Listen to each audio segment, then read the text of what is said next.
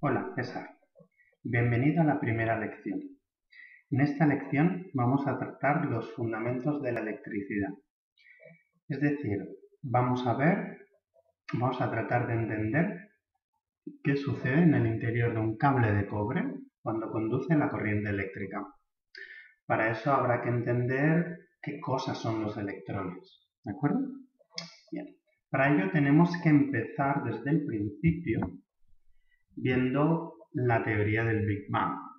Veremos cómo la materia está compuesta de electrones, protones, neutrones y a su vez los protones y neutrones están compuestos de quarks. Veremos la tabla periódica de los elementos y veremos cómo es importante para entender la estructura atómica y cómo esos átomos se unen para formar moléculas. Luego veremos la naturaleza ondulatoria de los electrones a través de la ecuación de Schrödinger y cómo esa ecuación es muy similar a la ecuación del sonido. Veremos cómo hay ciertas similitudes entre los modos de vibración de una guitarra, de un tambor o del tubo de un órgano con los orbitales que pueden formar los electrones dentro de un átomo. Luego veremos los orbitales moleculares, que es cuando los átomos se juntan para formar moléculas, cómo esos orbitales atómicos se adaptan para cuando se forma una molécula y cómo se fusionan entre sí o cómo se distribuyen, mejor dicho. Es muy importante esta teoría de los orbitales moleculares para comprender la teoría de bandas del estado sólido, porque eso nos dará una explicación racional y científica de por qué existen materiales conductores, materiales aislantes y materiales semiconductores. Todo ello está relacionado con el solapamiento de los orbitales moleculares y el distanciamiento entre ellos, y si esos orbitales están ocupados o no lo están. Esa distribución de orbitales moleculares, que está por supuesto basado en la física cuántica, nos dará una explicación, de nuevo, una explicación racional de por qué los diversos materiales tienen diferentes colores o transparencias, por qué el diamante es transparente y en cambio por qué una barra de hierro es completamente opaca. Todo ello tiene una explicación desde el punto de vista de la mecánica cuántica. Vamos a empezar con la primera imagen acerca de la teoría del Big Bang. Bueno, en la gran explosión se empiezan a formar las partículas, las primeras subpartículas, electrones y quarks. Esas quarks se fusionan para formar neutrones y protones. Los neutrones y protones forman núcleos atómicos que, cuando se va enfriando el universo, se unen con los electrones para formar átomos. Los primeros átomos que se forman son los de hidrógeno y los de helio.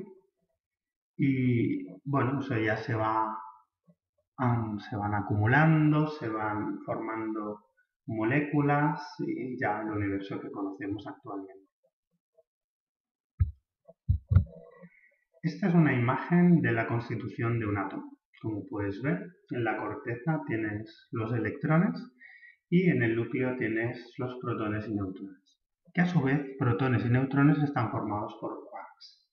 Es muy importante que te fijes que el quark y el electrón aparecen en el mismo orden de magnitud en cuanto a la escala de tamaños.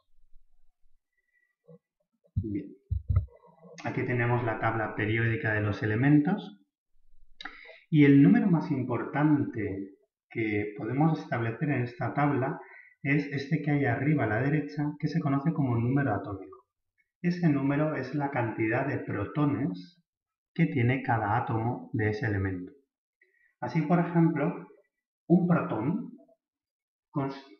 protón está constituido el núcleo de hidrógeno. un único protón. Si dos protones se unen para formar un núcleo, ya no estamos hablando de hidrógeno, estamos hablando de helio. ¿Y por qué el hecho de que haya dos protones fusionados unidos en un mismo núcleo cambia totalmente las características físicas y químicas de ese elemento? Porque el hidrógeno y el helio son completamente diferentes. Y ello es debido a que el hidrógeno tiene un protón en su núcleo y el helio tiene dos protones. Como veremos más adelante, eso se debe a la naturaleza cuántica de los electrones y de cómo los electrones se estructuran alrededor del núcleo atómico. Así, por ejemplo, si se unen tres protones para formar un núcleo atómico, tendrías el litio, que no tiene absolutamente nada que ver con el helio y simplemente ha sido por un protón más. Por ejemplo, tenemos el argón con 18 protones y el potasio con 19. No se parecen en nada en absoluto, ninguno de los dos, y la única diferencia es que hay un protón de más. Y un protón de menos, que formaría el cloro, también lo hace totalmente diferente al argón. El cloro no tiene nada que ver con el argón. Y es que un solo protón marca la diferencia. Podríamos decir que el número de protones de un átomo es lo que lo define física y químicamente. Y ahora veremos por qué. Esta es la ecuación de Schrödinger. La ecuación de Schrödinger es la que nos permite calcular los estados cuánticos de las partículas atómicas y también de los átomos y las moléculas. En realidad, de cualquier materia del universo se podría calcular con esa ecuación de Schrödinger su naturaleza ondulatoria o cuántica, mejor dicho. Si te fijas, esta ecuación es similar a la ecuación del sonido. Es decir, esta ecuación se deriva de la ecuación de onda normal. Y quiero que observes los resultados de la ecuación del sonido. Estos son los resultados de la ecuación de onda para una membrana circular, por ejemplo, un tambor. Si te fijas, en la figura A, arriba a la izquierda, tiene un único nodo, ¿vale? Eso pues es un primer nivel de energía. Si tú golpeas el tambor con más energía, podrías llegar a formar dos nodos, con lo cual tendrías dos posibilidades, la B o la C. La figura B y la figura C tienen el mismo nivel de energía. Y son dos posibles opciones que puede adoptar la membrana del tambor con la energía que tú le has aportado. Si le aportas más energía, podrías llegar a tener tres nodos. Los nodos son los donde la membrana se mantiene estacionaria, que es esa línea punteada que puedes ver en la figura. Como puedes ver en la D, la E y la F, son las tres posibilidades en las que podría vibrar esa membrana con esa energía triplemente mayor que la inicial que tenemos en la figura A. Estos son los modos de vibración de un tambor. De una forma similar podemos hacer los modos de vibración de una cuerda de violín o los modos de vibración del tubo de una flauta o de un órgano. Si te fijas, algo muy importante es que el tambor no puede vibrar de cualquier manera. Es decir, o vibra en el modo A con un único nodo, o vibra en el modo B con dos nodos, o en el modo C, que también tiene dos nodos. Pero para saltar del modo A al B o al C, tienes que aportar más energía. Tienes que aportar una cantidad de energía para que se produzca ese nodo extra. Es como, por ejemplo, en una cuerda de guitarra, si tú la haces sonar, lo normal, si no le aplicas mucha energía, lo normal es que vibre con un único nodo. en ambos extremos. Pero si la haces vibrar con más fuerza, con más energía, provocarás nodos intermedios. Y entonces, en lugar de escuchar la nota original, escucharás los armónicos superiores. Así, por ejemplo, si tú tocas una cuerda de guitarra que corresponda a la nota Fa, si le aplicas una energía superior que le permita vibrar con un nodo más, lo que tendrás es un Fa, pero en una octava superior. La frecuencia de ese armónico será justamente el doble de la del primer armónico con el mínimo nivel de energía para que vibre la guitarra.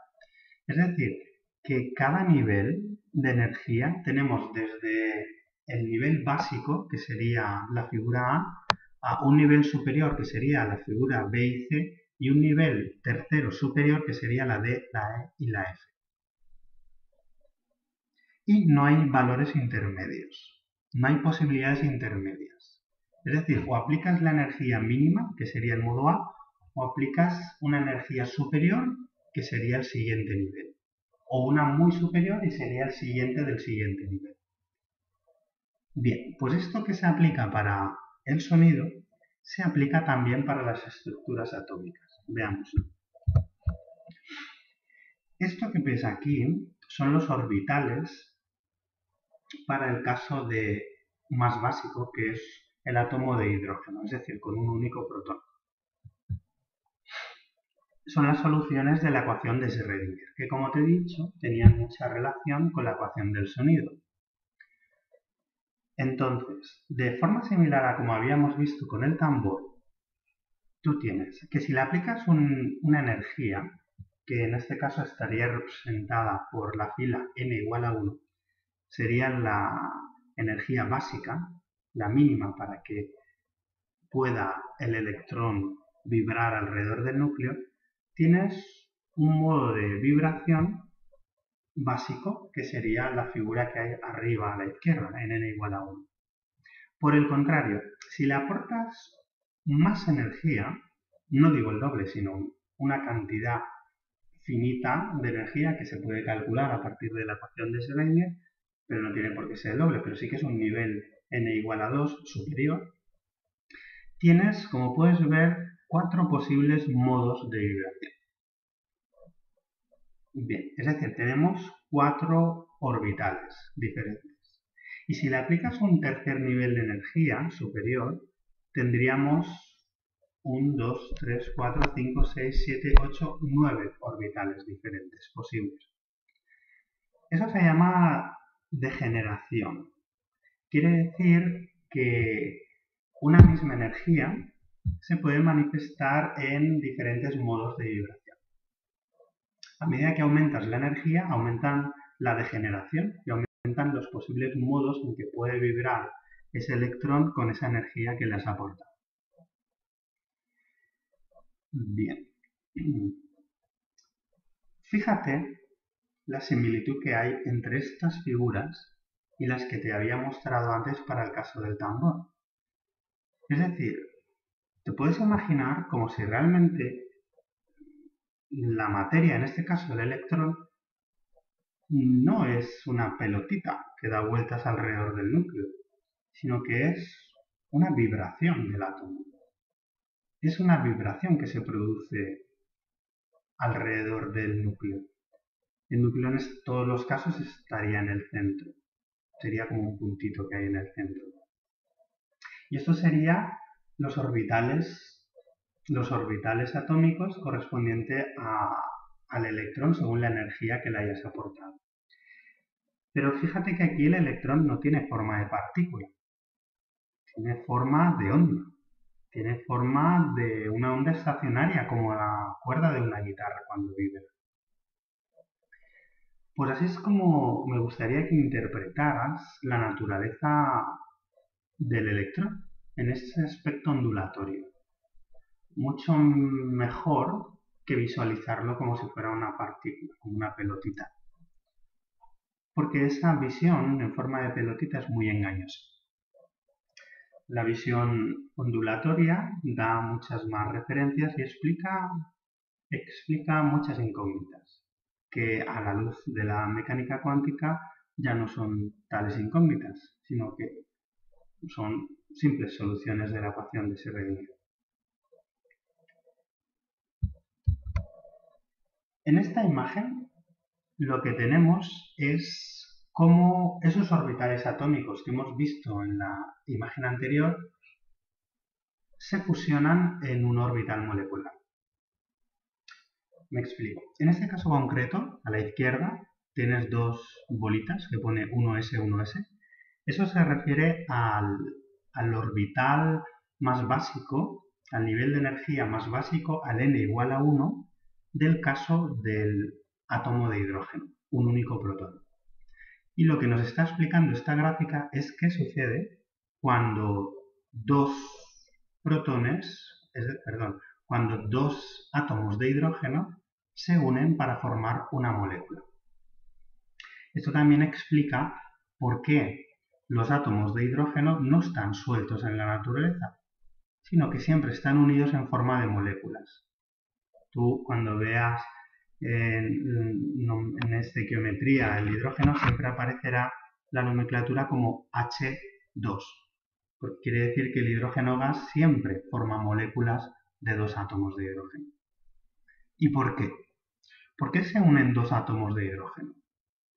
Si los dos son de naturaleza, supongamos que han perdido su electrón, si los dos son de naturaleza positiva, si los dos tienen un protón, ¿por qué motivo se iban a juntar dos átomos de hidrógeno? Pues en esta imagen se puede ver. Lo que sucede con los orbitales atómicos, esas esferas que habíamos visto en la imagen anterior, que te recuerdo que es como si fuera un tambor en 3 dimensiones, donde esta esfera sería el modo de vibración más básico del tambor con la mínima energía posible. Cuando se fusionan, tienes dos soluciones para la ecuación de Schrödinger, dos soluciones igualmente válidas. La de abajo, la que pone sigma 1s, y la de arriba, la que pone sigma asterisco 1s.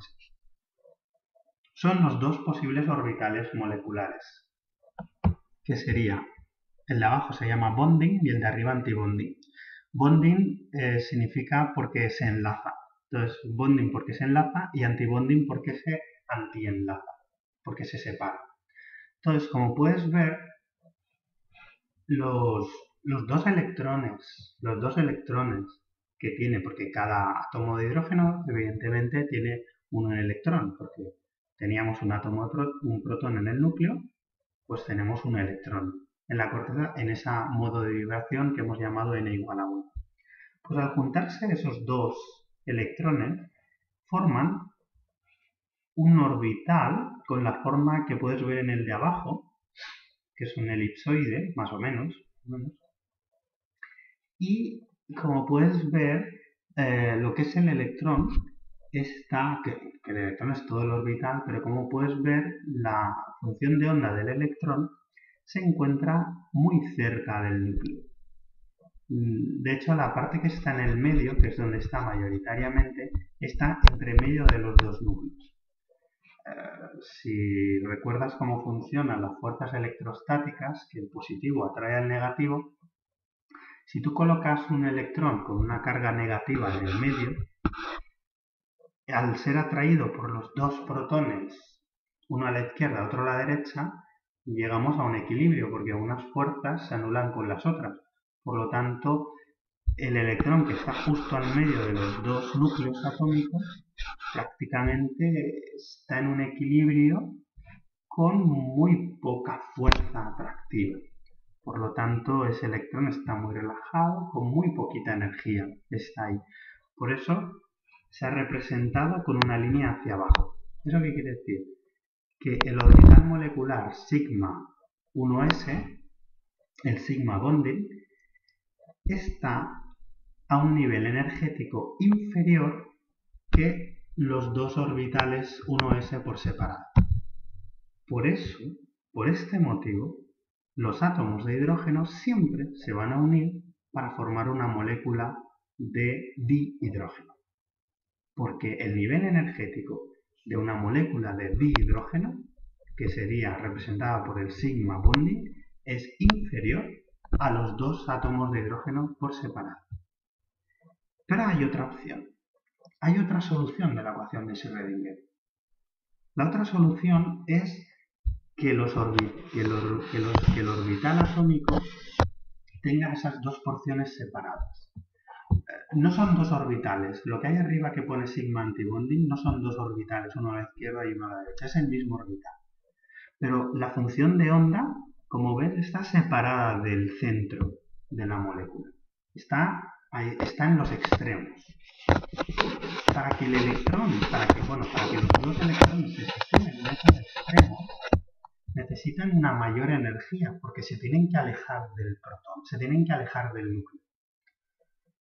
Creo que resulta evidente que un electrón que se encuentre en el extremo más derecho o en el extremo más izquierdo va a estar sometido a una fuerza mayor que en el caso del orbital molecular de abajo, del sigma bonding, donde el electrón se encuentra principalmente en el medio y está mucho más relajado. Requiere mucha menos energía. Por este motivo, el sigma antibonding, el orbital sigma antibonding, requiere mucha más energía. Por lo tanto, ese orbital no se va a ocupar. Los electrones no van a adoptar esa forma. Porque para adoptar esa forma requerirían tener mucha energía. Ahora bien, si tú tienes una molécula de hidrógeno y la calientas mucho, pues podrías llegar a adoptar esa forma. Es decir, los electrones de la molécula de hidrógeno podrían ocupar el orbital sigma antibonding y tener ese aspecto, vibrar de ese modo, pero si tú le aportas la energía suficiente. Como ya te he dicho, eso es todo la energía que tú le aportes. Una cuerda de guitarra, en principio, cuando tú la haces vibrar, simplemente es como una comba, se comba entre los dos extremos. Se comba entre los dos extremos, formando la típica forma de una cuerda vibrando, o como una comba cuando le das vueltas. Para que una cuerda vibre con un tercer nodo en el medio, es decir, formando como una especie de S, ¿vale? Como si fueran dos combas, ¿vale? Con la misma cuerda, para eso la tienes que hacer vibrar a una energía muy superior, porque requiere mucha energía. Bueno, pues esto es más o menos lo que está sucediendo aquí. Para que tú consigas que el electrón vibre en el modo del sigma antibonding requiere mucha energía. Si no, estará en el sigma bonding. Por lo tanto, los dos electrones de los dos átomos de hidrógeno, en principio, si no pasa nada raro, los dos ocuparán el orbital molecular sigma bonding. Y solo si están muy excitados, alguno de ellos o ambos podrían llegar a ocupar el sigma antibonding, que también es solución de la ecuación de Schrödinger. Lo que es muy importante que entiendas es que la ecuación de Schrödinger, la solución, tiene una naturaleza cuántica, es decir, igual que el sonido, o tienes un fa en una octava mayor, pero no tienes nada intermedio para la misma cuerda, quiero decir. Una cuerda que vibra en fa solo puede vibrar en fa o en fa en una octava mayor. No puedes vibrar en sol ni en mi. Para eso necesitas otra cuerda con otra distancia entre los extremos. Para una misma cuerda con una única distancia solo puede vibrar en una nota. Pues del mismo modo, en el caso de los átomos, tú tienes unos orbitales, que son estos dos que te aparecen aquí, o los que hemos visto en la imagen anterior. Y no tienes nada intermedio. Tienes esos orbitales o nada. Por lo tanto, o le aportas la energía para vibrar en el siguiente o se queda como estaba. O le aportas más energía y pasa al siguiente del siguiente, pero siempre en saltos cuánticos. Ese es el significado de la palabra cuántica, es decir, saltos finitos. Bien, aquí vemos lo que se llama el diagrama de orbitales moleculares, que es lo mismo que hemos visto en el anterior, pero más esquematizado. Ves de nuevo los dos átomos de hidrógeno con su orbital 1s, ¿vale? O sea, lo que hay a la izquierda y a la derecha es un átomo de hidrógeno con un protón y el electrón orbitando alrededor en en ese modo de vibración 1s porque tiene el nivel de energía básico n igual a 1. ¿Cuál es la representación en el diagrama? Una rayita horizontal con una flechita. Eso es lo que ves a la izquierda y a la derecha. Cuando tú los unes, tienes una molécula de hidrógeno y tienes dos posibilidades, la bonding y la antibonding.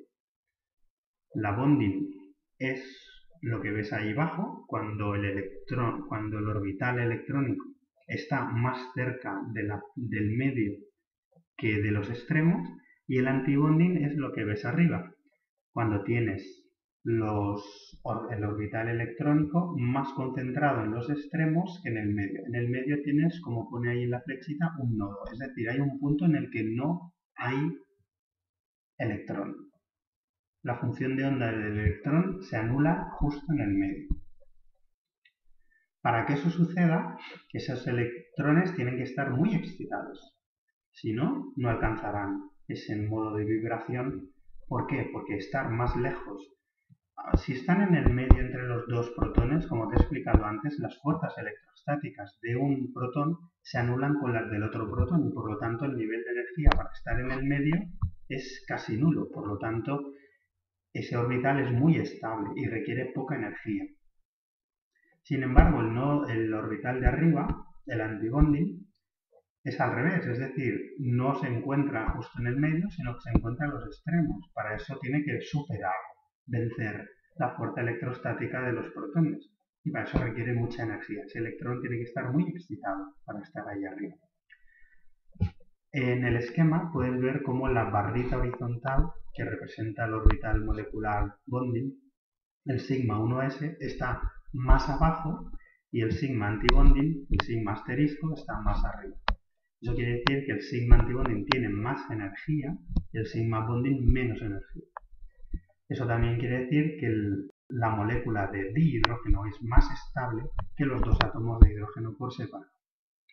Como puedes ver, los dos electrones del átomo de hidrógeno, de los dos átomos de hidrógeno, son dos flechitas y se unen en el orbital molecular bonding.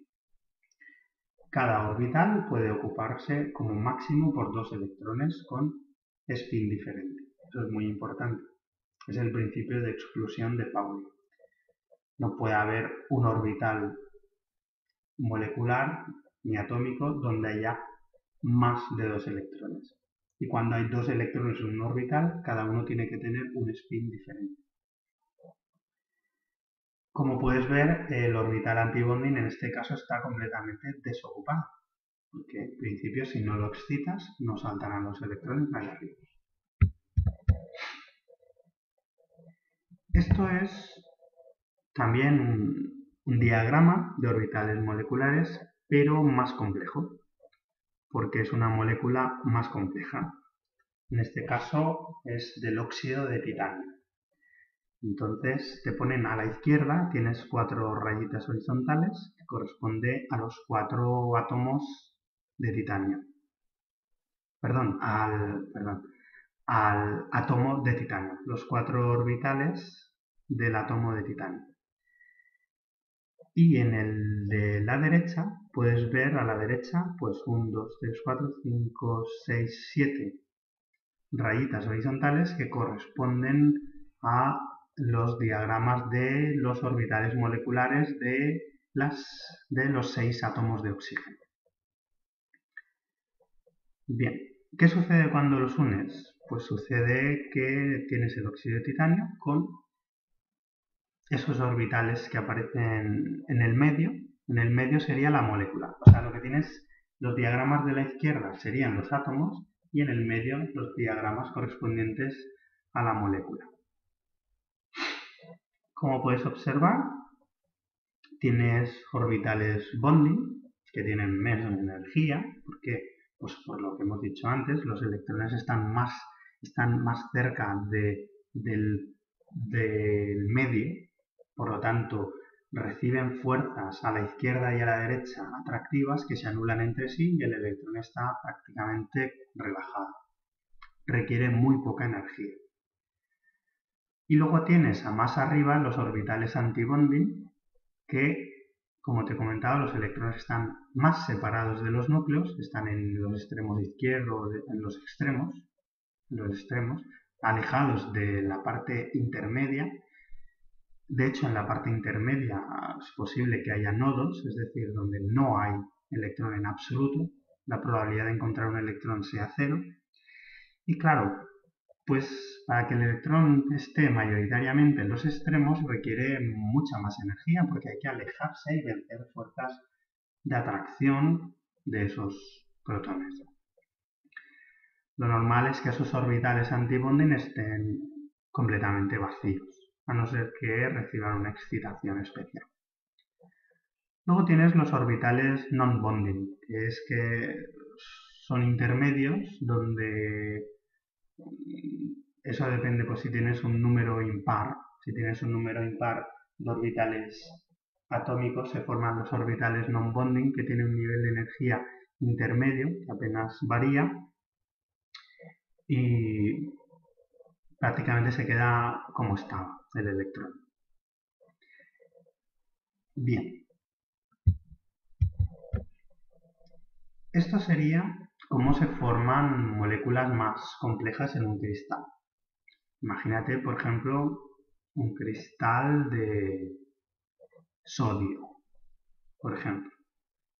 Entonces tienes un átomo de sodio con el correspondiente orbital.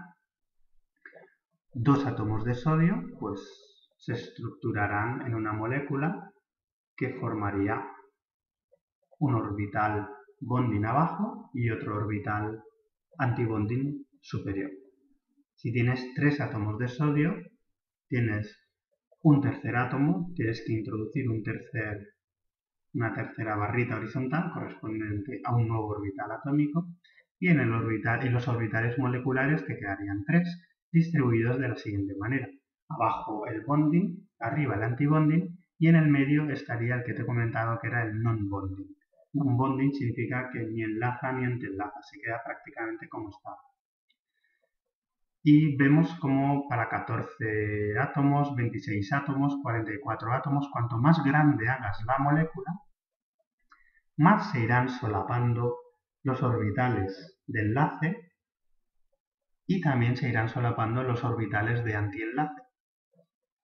Como te he comentado antes, lo más probable es que los orbitales de antienlace estén prácticamente vacíos y los orbitales de enlace estén prácticamente llenos y haya una separación entre ambos. Esa separación es debido a que hace falta mucha más energía para separarse de los núcleos atómicos que en el caso de los orbitales de enlace, donde hace falta mucha menos energía porque te quedas entre medias de los dos núcleos atómicos y por lo tanto las fuerzas electrostáticas que hay que vencer son inferiores. Esa distancia, esa separación que hay entre los orbitales bonding y los orbitales antibonding es muy importante para entender la naturaleza de la física del estado sólido, para entender por qué existen materiales conductores y materiales aislantes. Este es el caso real del germanio. ¿Ves? Arriba al medio tienes una estructura cúbica representando la celda cristalina del germanio, pero te has de imaginar que esa celda se repite casi infinitamente, millones de veces. Y el resultado es el diagrama que tienes a la izquierda y más esquematizado a la derecha. Nos forman, en lugar de formar rayitas horizontales, como ves, forman curvas. Eso lo tienes que interpretar de la siguiente manera. Eso está así porque depende de la dirección en la que te muevas dentro del cristal, tendrás una forma u otra. Por lo tanto, tú fíjate solamente en una de las verticales. Por ejemplo, mira en el diagrama de la izquierda, que pone X y un 100, pues fíjate en la columna esa de la X y olvídate del resto, ¿vale? Entonces tendrías solamente 3 rayas horizontales. Si miras la columna de la L, la que pone 111, tendrías 1, 2, 3, 4, 5, 6, 7 rayas, 6 rayas horizontales. Entonces, fíjate solamente en esas e imagínate las horizontales. Cada vertical correspondería a un diagrama de orbitales moleculares. Es decir, no te confundas por las curvas que toman estos orbitales, porque eso es debido a que según te vas inclinando o girando la dirección de tu visión, de tu punto de vista, según el ángulo que te mueves en el átomo, es decir, no es lo mismo verlo en horizontal que verlo en vertical, que verlo en diagonal, visualizarás unos diagramas de orbitales moleculares diferentes. ¿De acuerdo? Entonces tú fíjate solamente, lo importante es eso, que una vez cojas una vertical, te quedes con ella. Está un poquito más simplificado en el esquema de la derecha. Entonces, en el esquema de la derecha, por ejemplo, te puedes fijar en el que sería la dirección gamma y puedes ver que hay 1, 2, 3, 4, 5 orbitales moleculares correspondientes a su diagrama. Entonces, lo que puedes ver es la diferencia de energía que hay entre un orbital y otro. ¿Ves? Ese salto de energía es el que hay que vencer para saltar para que el electrón vibre de un modo de vibración a otro modo de vibración. Los que están abajo son los bonding y los que están arriba son los antibonding. Entonces, las especies de parábolas que ves abajo corresponderían a los bondings. Y las especies de parábolas que ves arriba, en el plano superior, serían los antibonding, que en principio estarán vacíos. Entonces, para que un electrón vibre de un modo bonding a un antibonding, necesitará una energía mínima para saltar. Aquí en este esquema está medida en electronvoltios. Y esa mínima energía que necesitas para saltar de uno a otro es la que marcará la diferencia entre la conducción eléctrica y la no conducción eléctrica. Vamos a ver eso. ¿Ves? Aquí se ha representado esquemáticamente la diferencia entre un aislante, un semiconductor y un metal. En el caso del aislante, el insulator en inglés, tienes la banda de valencia. La banda de valencia corresponde a los orbitales moleculares bonding y la banda de conducción correspondería a los orbitales moleculares antibonding. EG, que es el energy gap, es la energía necesaria para saltar del último orbital bonding al primer orbital antibonding. Recuerda que igual que una guitarra no va a vibrar en otro modo de vibración, o igual que un tambor no va a vibrar en otro modo de vibración, a no ser que le aportes la energía necesaria para que cambie el modo de vibración, del mismo modo un electrón no va a vibrar en otro modo de vibración, no va a encontrarse en otro orbital molecular, a no ser que le aportes la energía que necesita para ello, que en este caso sería el energy gap. En el caso del aislante, el energy gap es muy elevado, superior a 3 o 4 electronvoltios. Por ejemplo, en el caso del diamante es del orden de 6 electronvoltios. Un semiconductor es como si dijéramos un aislante, pero que el salto, el energy gap para pasar de un orbital a otro es menor.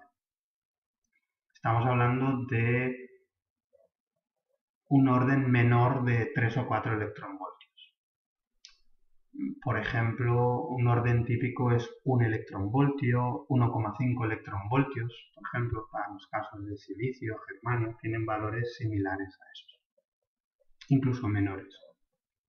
De esta manera, esa energía que necesita el electrón para vibrar en ese modo superior la puede adquirir fácilmente a través de un rayo de luz o a través del calentamiento.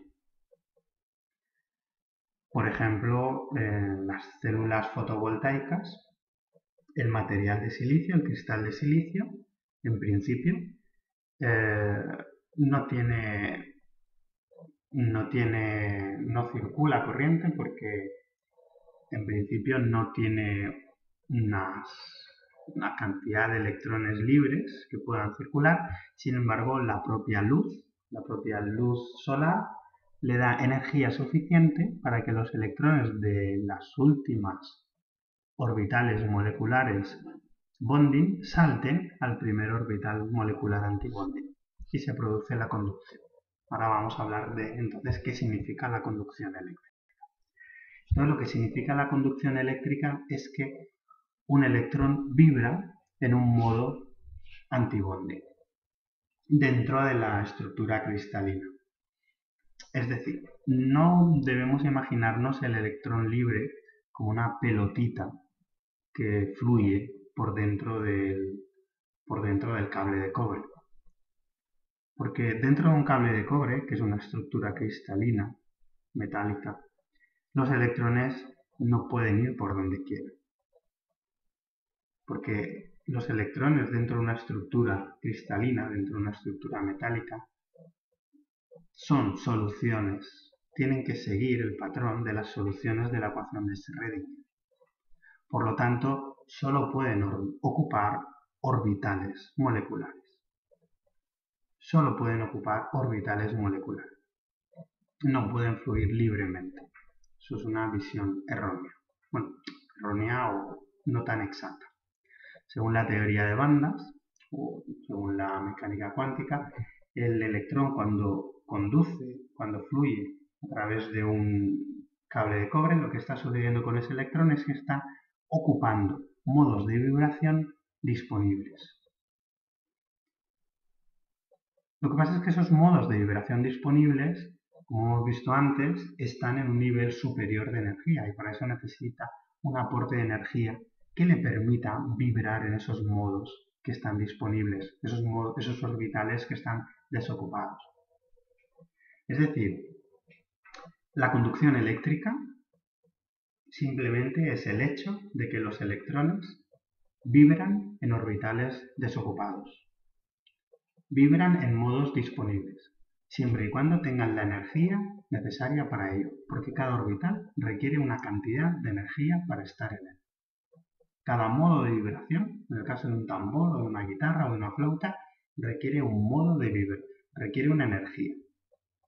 Para hacer sonar la flauta requiere una energía, soplar una energía. Y si quieres una nota en una octava superior, requiere un mayor aporte de energía.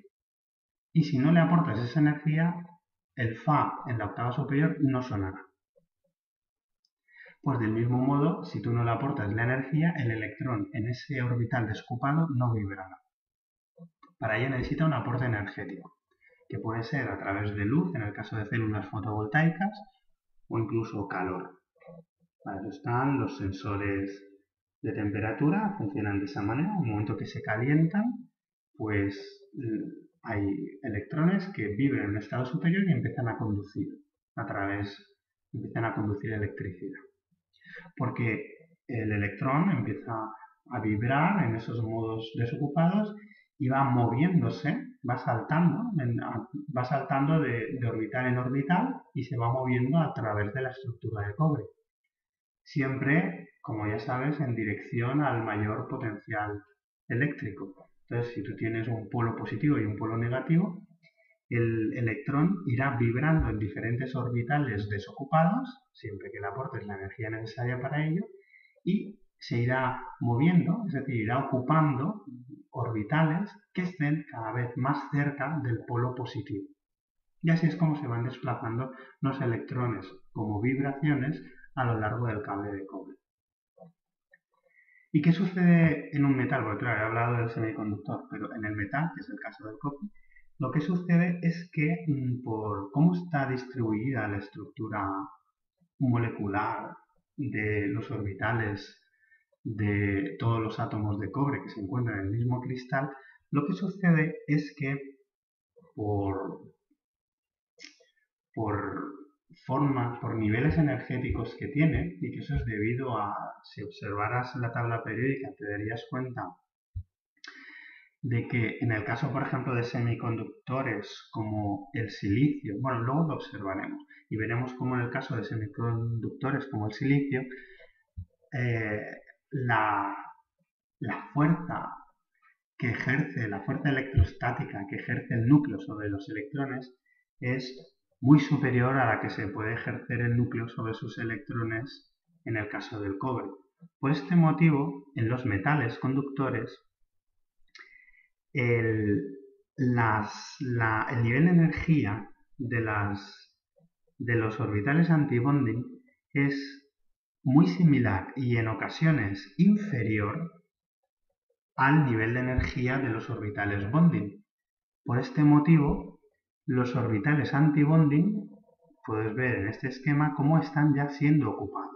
Es decir, están ocupados los bonding, han dejado una parcela de bonding desocupada y han empezado ya a ocupar los antibonding. Volveré a poner el esquema de la tabla periódica y podrás ver por qué sucede eso.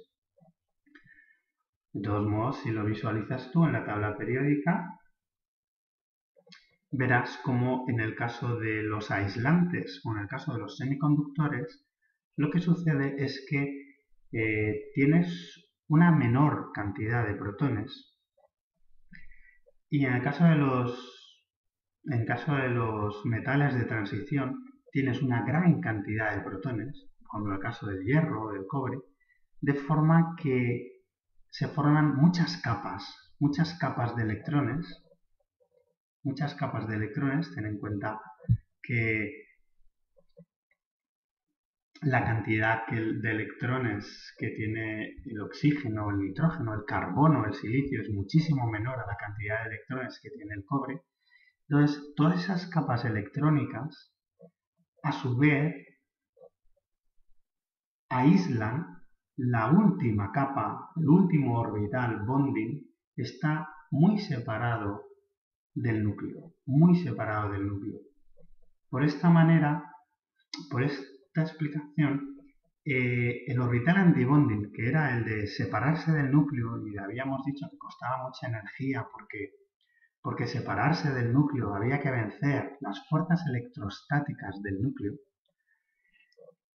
Si, como acabo de decirte, en el caso de los metales de transición, cobre, hierro, plata, aluminio, tenemos muchas capas interiores ocupadas, todas esas capas interiores aíslan, de alguna forma aíslan eléctricamente, o sea, repelen y aíslan, disminuyen la fuerza que el núcleo ejerce sobre dicho orbital exterior. Por lo tanto, de esta manera sucede que ocupar un orbital antibonding prácticamente requiere la misma energía o incluso inferior que la de ocupar un orbital bonding. Y por este motivo se fusionan, se unen la banda de valencia con la banda de conducción. Y por lo tanto, el electrón tiene un montón de orbitales desocupados con un salto mínimo de energía. Fíjate que dice que el energy gap es aproximadamente cero. ¿Qué quiere eso decir? Quiere decir que con un mínimo calentamiento, con un mínimo aporte de potencial, el electrón vibrará en el siguiente orbital desocupado. Si ese es el motivo de que cuando tocas un metal lo notas frío. Lo que sucede cuando tocas un metal y lo notas frío es porque al tocarlo con el dedo aportas tu calor. Al aportar tu calor a la superficie metálica, los electrones de la superficie, con ese poquito de calor que les has aportado, les basta para saltar al siguiente orbital vacío, desocupado. Y empiezan a circular. Y por difusión se van alejando de tu dedo. Y llegan electrones nuevos a esa zona que vuelven a absorber tu calor del dedo y ocupan orbitales antibonding que están vacíos y van fluyendo los electrones a lo largo del metal. y se van renovando porque los electrones que se calientan con tu dedo desaparecen y llegan nuevos que vuelven a absorber el calor de tu dedo para volver a ocupar otros orbitales y fluir. De esa manera tú estás aportando calor con el dedo y los electrones de la superficie metálica los están absorbiendo. Por este motivo tu dedo se está enfriando rápidamente. Por eso tú cuando tocas un metal notas que tu dedo se enfría. Sin embargo, cuando tocas un material aislante, por ejemplo madera o plástico, cuando lo tocas en ese momento sí que notas un poco más de frescor, pero como los electrones no pueden cambiar de posición porque no tienen energía suficiente para ir a otro orbital superior, porque el salto energético es mucho mayor que el calor que tú le aportas con el dedo, lo que sucede es que esos electrones se mantienen donde están y no hay mayor absorción de calor por parte del material y tú tocas la lama o tocas cualquier otro aislante, no notas frío. ¿De acuerdo? Pues esa es la explicación cuántica de la conducción electrónica, de las características físicas y químicas de los materiales. Este es el diagrama de orbital molecular, diagrama de bandas del carbono en la estructura diamantina. Como puedes observar, el salto mínimo para pasar del orbital bonding, el último orbital bonding que sería la línea roja, al primer orbital antibonding que sería la línea negra que hay superior, tienes una energía mínima de aproximadamente 6 electronvoltios. Por eso el diamante es tan aislante, porque la energía que requiere para producirse ese salto es bestial. Y eso es debido a que hay mucha cercanía entre el núcleo del diamante, el núcleo protónico del diamante, y los electrones del diamante. Por ejemplo, el carbono y el silicio tienen la misma estructura diamantina, es decir, tridimensionalmente son iguales. Sin embargo, el carbono diamante es un aislante y el silicio es un semiconductor. El diamante es transparente y el silicio es opaco. ¿Por qué? Porque en el caso del silicio, aunque también forma una estructura tridimensional como la del diamante, tiene menos protones, o sea, el silicio tiene más protones en el núcleo. Al tener más protones en el núcleo tiene más electrones en su borde exterior y al tener más electrones se van formando capas, se van formando orbitales moleculares repletos de electrones que en niveles inferiores, de forma que el último orbital está muy alejado ya del núcleo atómico. De esa forma, la atracción, la fuerza electrostática que hay entre el último orbital ocupado y el núcleo de protones del silicio es más débil que en el caso del carbono.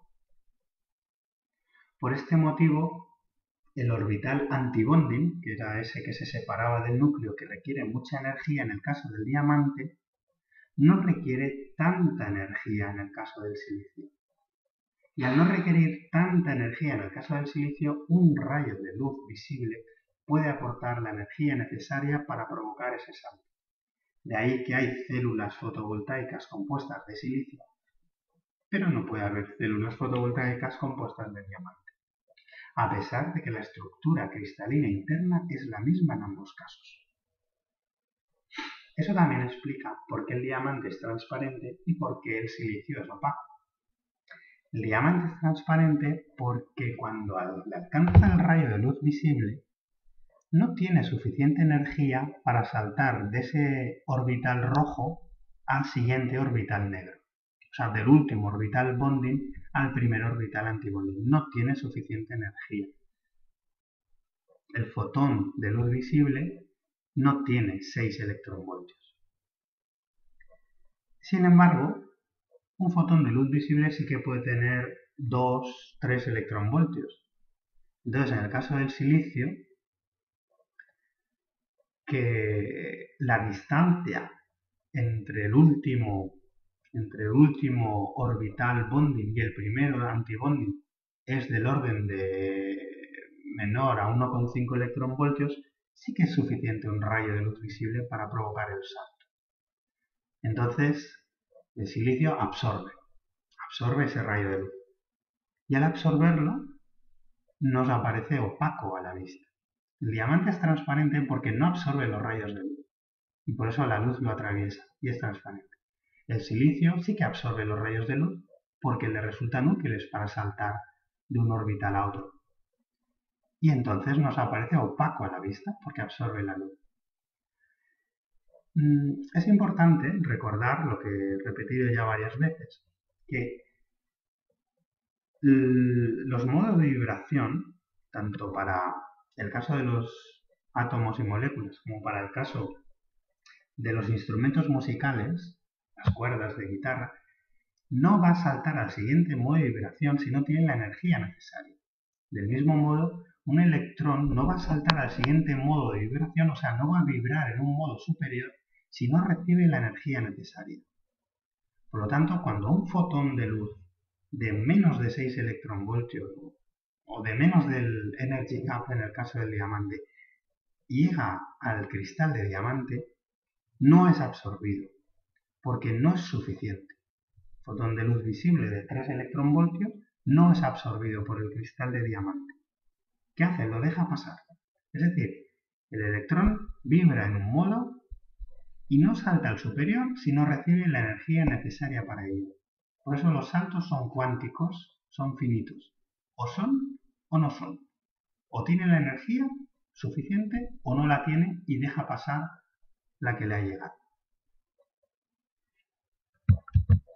Esta es una imagen del diamante transparente, como ya te he dicho, que es debido a que esa luz, cuando llega el diamante, no es suficiente para excitar al electrón y obligarlo a vibrar en un modo superior, pues entonces simplemente la luz no es absorbida por el electrón. Esta es la estructura de bandas del fósforo de galio. El fósforo de galio es una molécula semiconductora, un cristal semiconductor formado por una molécula de fósforo de galio que es unión de los átomos de fósforo y galio. Ni el fósforo ni el galio por separado son materiales propiamente semiconductores, pero el fósforo de galio sí. Porque el fósforo de galio, la molécula del fósforo de galio, cuando cristaliza, tiene la misma estructura que el silicio y que el diamante. Estamos hablando de la estructura cristalina en forma de el orbital sp3, que caracteriza al sp3. Entonces, como podemos observar, el energy gap en el caso del fósforo de galio es de 2,4 electronvoltios. Por lo tanto, la luz visible es suficiente para provocar el salto. También un calentamiento térmico sería suficiente. Y por este motivo el fósforo de galio pues, resultará opaco a la vista, entre otras cosas. Este no es fósforo de galio, esto es silicio, pero vale como explicación del aspecto que tienen los materiales conductores y semiconductores. Este es el diagrama de orbitales moleculares en el caso del hierro, cristal de hierro. Lo que puedes ver en este esquema es que se confunde la banda de valencia con la banda de conducción. Los orbitales de moleculares bonding se confunden con los antibonding. No sabes bien dónde empieza uno y dónde termina otro. Probablemente haya antibonding con un nivel de energía inferior al bonding. De forma que para saltar de un diagrama a otro el nivel de energía es mínimo. Con un poquito de calentamiento, con un poquito de luz, con un poquito de potencial eléctrico, esos electrones vibrarán en modos superiores. y, como he dicho antes, conducirá la energía eléctrica, conducirá la corriente eléctrica, porque al vibrar en modos superiores se van trasladando a lo largo de la molécula cristalina. Este es el aspecto que tiene el cristal de hierro. Bueno, pues espero que hayas entendido un poco más acerca de la naturaleza electrónica y del concepto de circulación de la electricidad en un material conductor. Muchas gracias.